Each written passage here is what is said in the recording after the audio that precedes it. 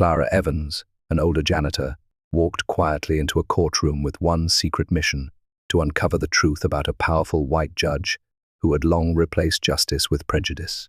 But can one ordinary woman really stand up to the very system built to silence voices like hers? What would you do if you knew the truth, but the whole world refused to listen? Let's step into this unforgettable story together. The sun was just beginning to stretch across the rooftops of a quiet Georgia town, casting long shadows over the cracked sidewalk and faded awnings of Main Street. The courthouse clock hadn't yet struck 7, but inside a modest motel room just a few blocks away, Clara Evans was already wide awake. The room was bare, just one suitcase by the door, a folded uniform on a chair, and a phone held tightly in Clara's hand. She stood near the window, looking out at the stillness. Her face was calm, unreadable, the kind of face that had learned through years of experience not to reveal too much. But her eyes held focus, sharp and steady. She took a breath, then spoke into the phone. "Yes," she said. "I've read the full report. The patterns are consistent, and the complaints are credible. I'll go in today, just as planned. No names, no attention, just observation." A pause, then her tone shifted, cool, decisive. "I'll see it for myself.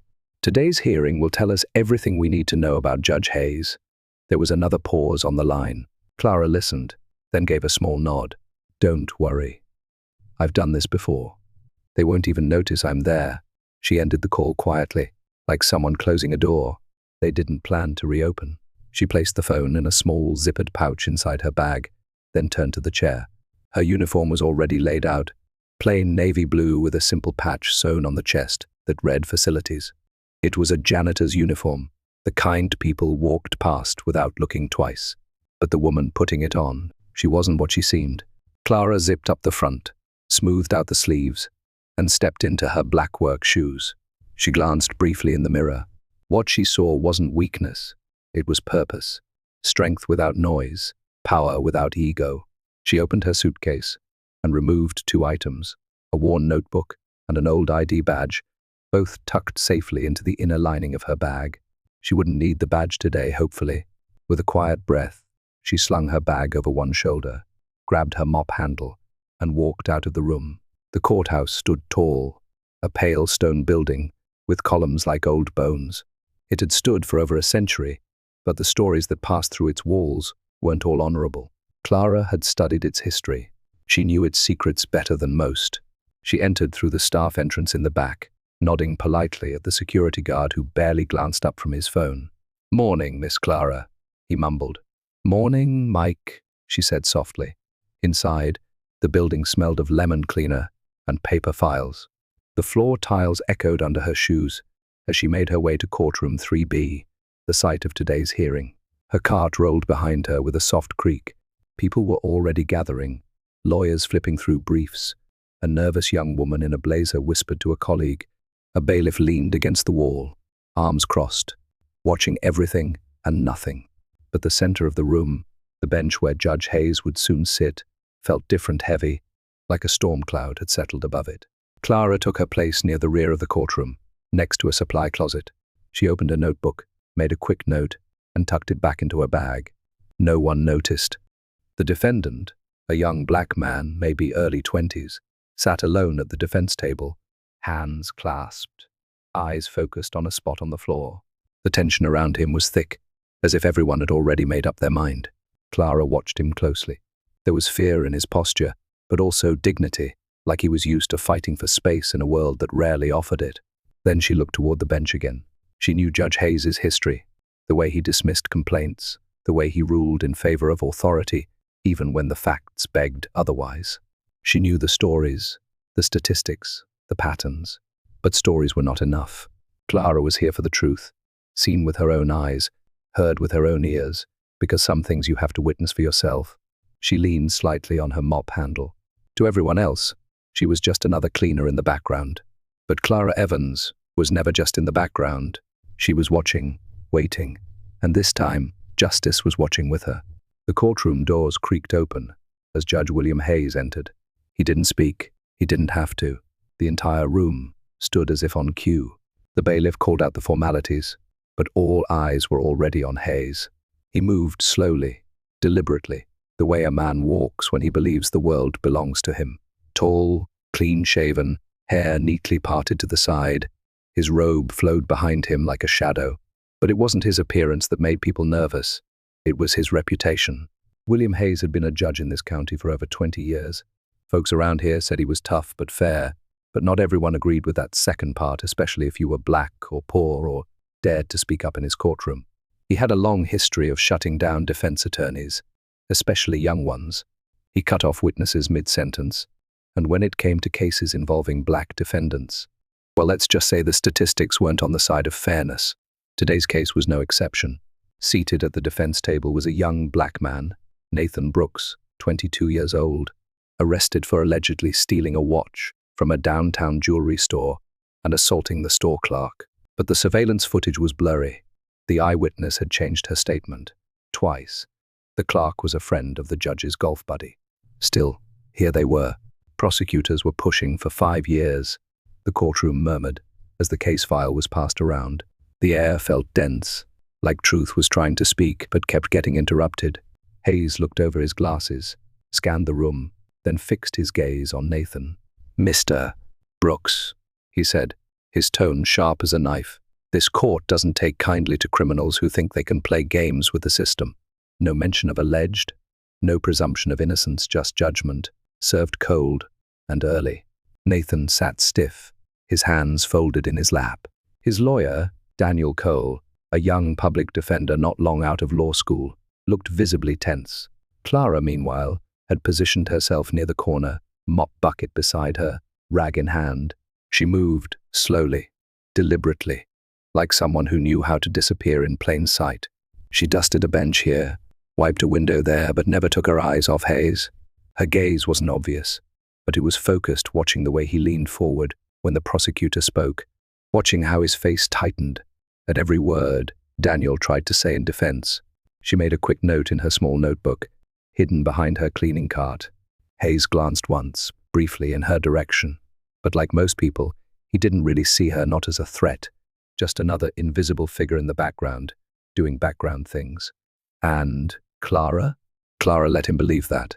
As the prosecutor laid out the so-called evidence, Clara's attention never wavered. She noted the inconsistencies, the way the witness hesitated, the way Hayes dismissed objections from the defense with a wave of his hand, like he'd already made up his mind. Something deep in Clara's chest tightened. This wasn't a courtroom, not really. It was theater, and the ending had already been written. But Clara wasn't here to applaud. She was here to change the script. It was during a short recess that Clara found herself standing in a quiet hallway behind the courtroom. She had taken her mop cart down the corridor that led to the judge's chambers, where the tile floor was scuffed and the air smelled faintly of old wood and lemon polish. She was wiping a stubborn streak off the baseboard when she heard voices, 2 men. One of them, unmistakably, was Judge Hayes. His voice carried with the casual confidence of someone who'd forgotten they could be overheard.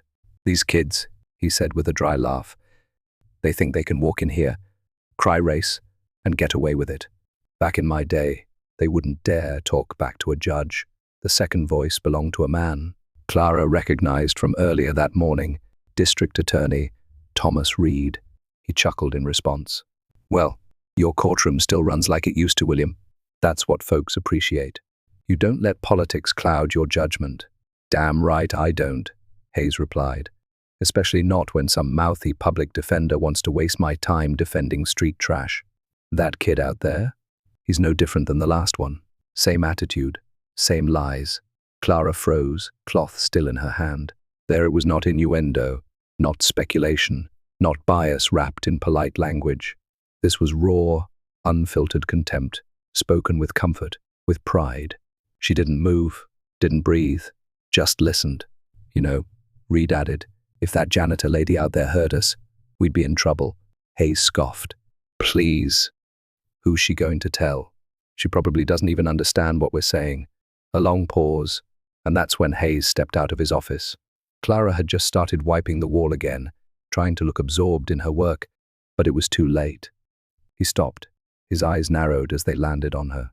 "How long have you been standing there?" he asked, voice cold and tight. Clara turned to face him, her expression calm. "Just cleaning, sir. That's all." But she didn't flinch. Her eyes met his and held. Hayes stepped closer, lowering his voice. "Let me be clear. What you think you heard, you didn't. And if you open your mouth to anyone about anything, you'll regret it." He leaned in, his words low and venomous. "You think people like you matter in this building? You don't. You're invisible. So stay in your lane." The hallway was still. The fluorescent lights above buzzed faintly. Clara said nothing for a long moment. Then, without breaking eye contact, she slowly folded her cleaning cloth, placed it neatly on top of her cart, and straightened up. Her voice, when it came, was soft, but there was steel in it. "Funny thing about people you call invisible, Judge. They tend to see everything." Hayes blinked, just once, not enough for most people to notice, but Clara noticed. She picked up her mop handle and turned away without another word, pushing her cart down the hallway as if nothing had happened. But everything had changed, because now Clara knew without a doubt that what she came here to find wasn't just rumor, it wasn't just suspicion, it was truth. And the man behind the bench? He wasn't just biased, he was dangerous. Back inside the courtroom, the next phase of the trial was about to begin. Hayes re-entered from the side door a few minutes later, composed as ever, but Clara watched him closely. His stride was just a touch stiffer, his smile a little too forced.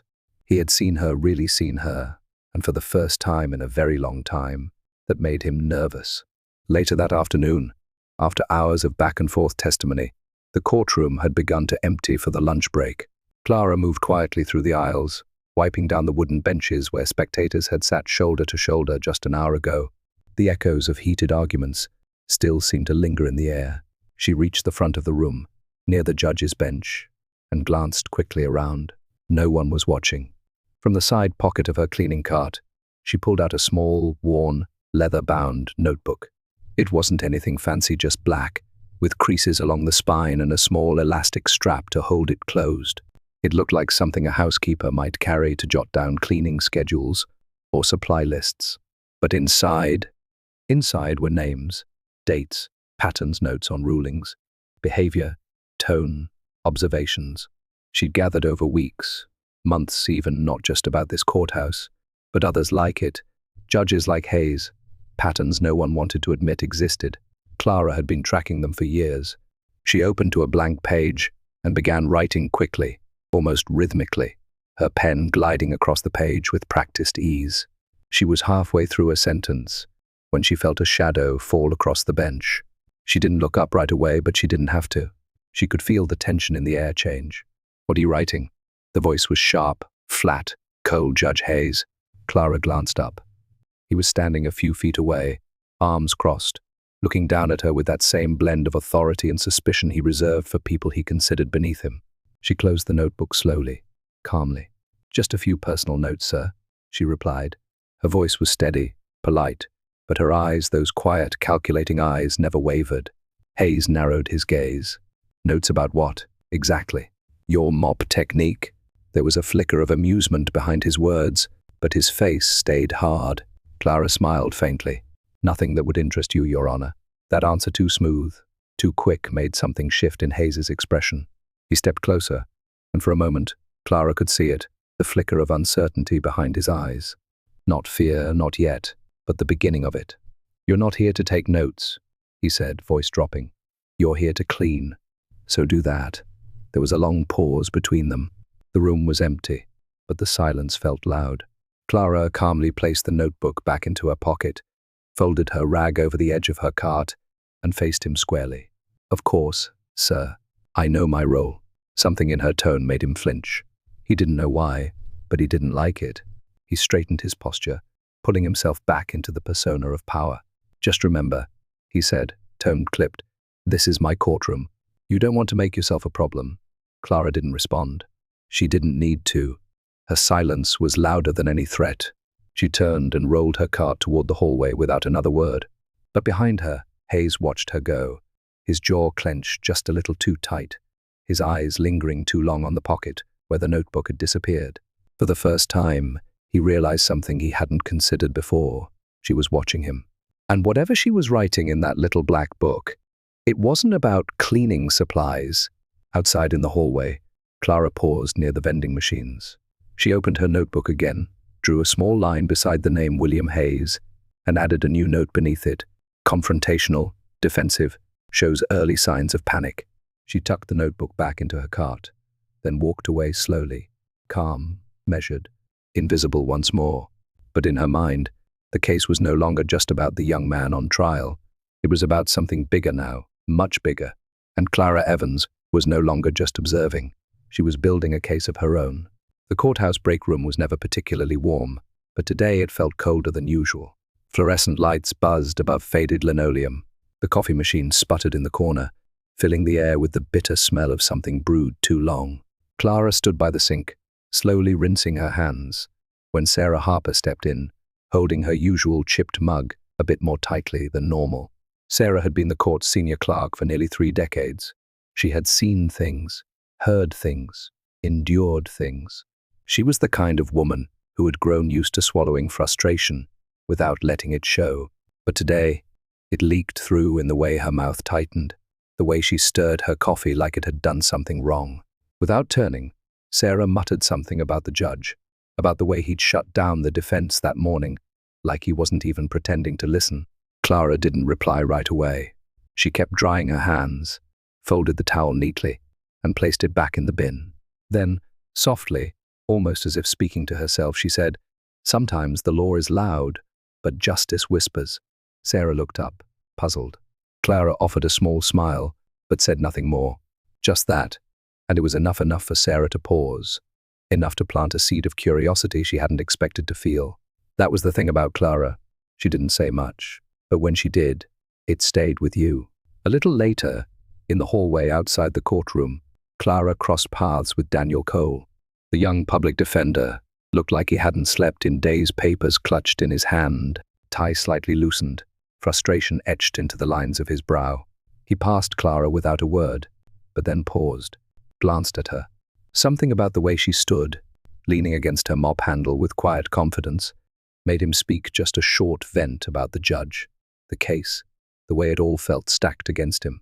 Clara listened, not with sympathy, but with something deeper, like she understood too much to simply nod. Then, without thinking, she offered a single observation about a federal ruling, one not often cited in cases like this. Her tone was casual, almost dismissive, like she was merely talking about the weather.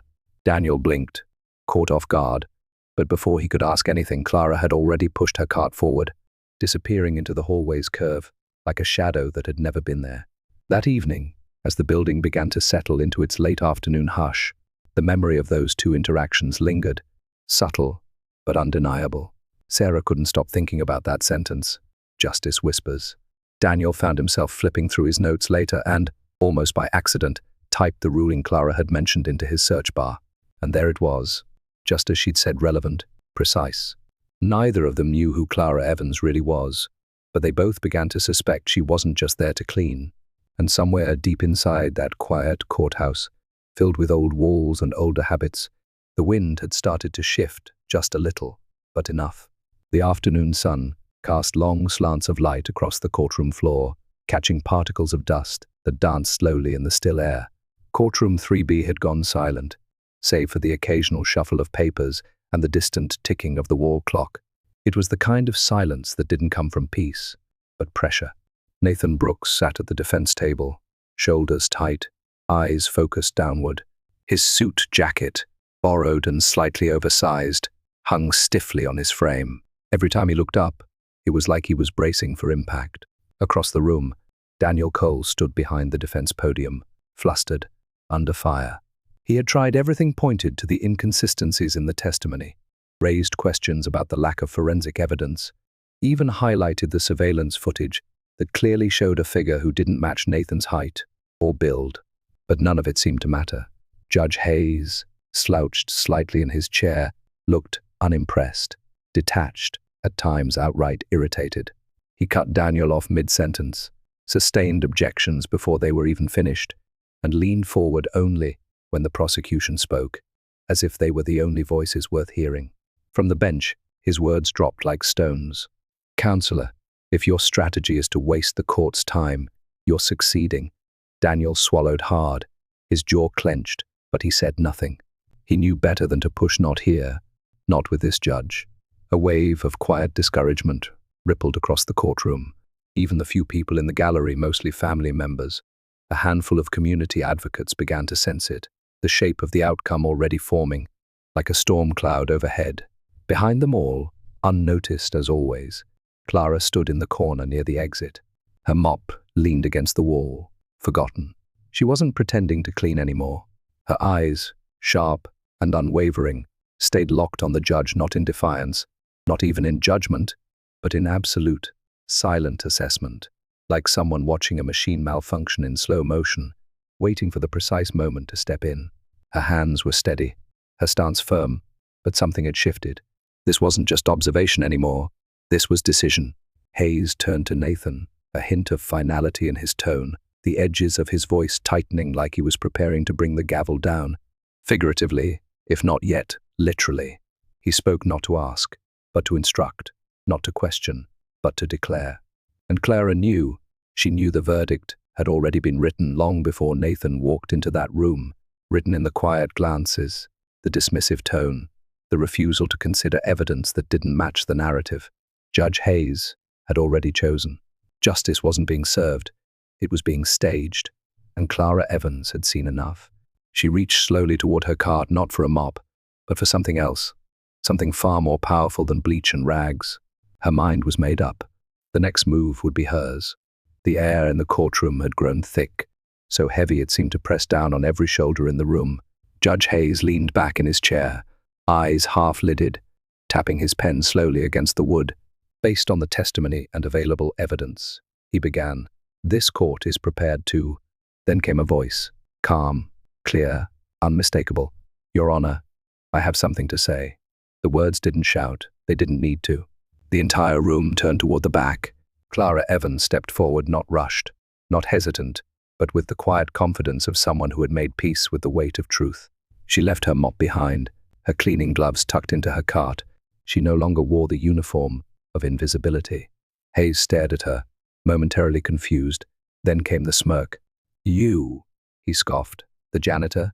What could you possibly have to say that matters in a court of law?" He let the words hang in the air like a slap, but Clara didn't flinch. She reached into her coat pocket, pulled out a leather badge holder, and flipped it open smoothly, silently. The room held its breath. The seal was unmistakable. United States Supreme Court. The silence cracked like ice beneath a boot. Gasps spread like wildfire through the courtroom. Even the bailiff blinked, as if he weren't sure whether to step forward or step back. "My name is Clara Evans," she said, her voice steady but strong. "Associate Justice. I've served on the United States Supreme Court for 13 years. I came here undercover at the request of the Department of Justice, following multiple civil rights complaints tied to this courtroom and this judge." Hayes paled, his lips parted, but no words came out. Clara took another step forward, her tone now cutting through the room like a scalpel. "Over the past several weeks, I've observed a consistent pattern of bias, abuse of authority, and disregard for due process, especially when it involves defendants of color. What I've seen here today only confirms it." She scanned the room slowly, every eye locked on her. The quiet woman with the mop was gone. In her place stood someone who held the very weight of justice in her palm. And for the first time in that courtroom, Hayes looked small not because of his stature, but because the truth had finally taken form. And it wasn't loud or angry. It was Clara, and she was undeniable. The room remained frozen, held in place by something heavier than shock. It wasn't just that Clara Evans had revealed herself. It was what she represented, truth stepping out from the shadows. She stood in the center of courtroom 3B, her voice clear and unflinching. "Let the record show," she began, "that Judge William Hayes has, over the course of multiple proceedings, demonstrated consistent judicial misconduct in the form of racial bias, disregard for legal precedent, and active suppression of defense counsel. No dramatics, no theatrics, just facts." She held a slim folder in her hands, every page marked and color-coded. She opened it, eyes scanning with the ease of someone who had spent decades in the law, not above it, not beyond it, but inside it. In the last 6 months alone, Judge Hayes presided over 27 criminal cases involving Black or Latino defendants. In 26 of those, He ruled in favor of the prosecution, even in cases where evidence was insufficient or contradictory. A murmur spread through the courtroom like a ripple across glass. Hayes shifted in his seat, a deep frown cutting across his face. "That's circumstantial," he said tightly. "You're cherry-picking." But Clara didn't flinch. "It's not cherry-picking, Judge. It's documentation," she continued, her voice gaining quiet force. "I've reviewed your rulings, objections dismissed without basis, defense arguments cut short. I've watched your body language, how you lean forward when the prosecution speaks, and how you interrupt when a young defense lawyer tries to be heard. This isn't an accident. It's a pattern." Hayes stood now, sudden and defensive. "This is a political ambush," he barked, "a setup brought on by liberal watchdogs and race hustlers who want to undermine the integrity of this court." The room stiffened. Even the court reporter paused, unsure if she should keep typing. Clara, still composed, gently closed the folder and looked at him not with anger, but with something far more dangerous to a man like Hayes: certainty. "No, William, this isn't politics. It's accountability, and it's long overdue." Her words sliced through the courtroom like clean steel. She turned to the clerk's table and placed the folder down with deliberate calm. "A formal report will be submitted to the Judicial Oversight Committee, effective immediately. I'm requesting a full review of all rulings issued by Judge Hayes in the past 12 months. Hayes's face went pale. He sat back down heavily, his breath shallow, like the room had lost its air. "Additionally," Clara continued, "a retroactive audit will be conducted on every case over which you've presided in the last 5 years. Jury selections, sentencing decisions, suppressed evidence. You've operated in the shadows long enough." He didn't respond, couldn't. For a moment, Clara paused. Her gaze turned not toward Hayes now, but toward Nathan, the young man still seated at the defense table, still quiet, still waiting. His eyes were wide, confused but hopeful. Clara let her breath settle. That was why she came, not for the headlines, not for the applause, but for him, and the hundreds like him who never had a voice loud enough to rise above a gavel. She looked back at the courtroom. The weight of decades rested on her shoulders, but she wore it without complaint, because truth, once spoken, never truly goes unheard again. And today, it had finally been spoken. The courtroom was still not out of shock this time, but reverence. Moments earlier, Judge Hayes had been escorted quietly from the bench, his robe hanging slightly off, one shoulder, his steps unsure, like a man walking off a cliff he never believed was real. The gavel had not fallen. There was no final bang, because sometimes justice doesn't shout, it simply shifts. Daniel Cole stood beside Nathan Brooks, who still looked as if he couldn't quite breathe. His lips moved, but no words came out, not yet. The clerk read the new verdict aloud, voice trembling slightly from the emotion in the room. "Case dismissed. Charges dropped. The defendant is free to go." For a second, there was only silence. And then, quietly, people began to rise, not in celebration, but in relief, in recognition, the kind that doesn't come with applause but with stillness. Heads nodded, hands touched hearts. Nathan turned to Clara, eyes wet. He didn't say thank you, he didn't have to. His expression carried it all: gratitude, disbelief, hope. She gave him a small nod, as if to say, "You were never invisible to me." And then Clara turned. She picked up her coat, draped it over her arm, and walked toward the exit slowly, deliberately. The mop cart remained behind in the corner, no longer needed. People stepped aside as she passed, not because they were told to, but because they wanted to. Their eyes followed her, not just with respect, but with something deeper, understanding, the kind that only comes after witnessing truth, not on paper, but in motion. As she reached the doorway, someone called out softly from the gallery, "Ma'am, do you have anything to say?" Clara paused, turned slightly. Her voice, calm and grounded, cut through the hush one final time. "Justice cannot survive where prejudice rules the heart of the one holding the scale. But the truth, no matter how long it takes, always finds its way to the light." Then she stepped out into the sunlight. Outside, the air was crisp. The sun had begun to sink low, casting long golden streaks across the courthouse steps. Clara paused at the top, breathing in deeply, not as a victor, but as someone who had simply done what needed to be done. She didn't look back, because some moments don't need reflection, they just need to be lived and remembered. If this story moved you, please give it a thumbs up and share it with someone who needs to hear it. Your support means the world to us. It's what keeps our team inspired to create more powerful, meaningful stories like this one. And don't forget to hit subscribe so you never miss the next chapter. Thank you for listening. We're so glad you're here.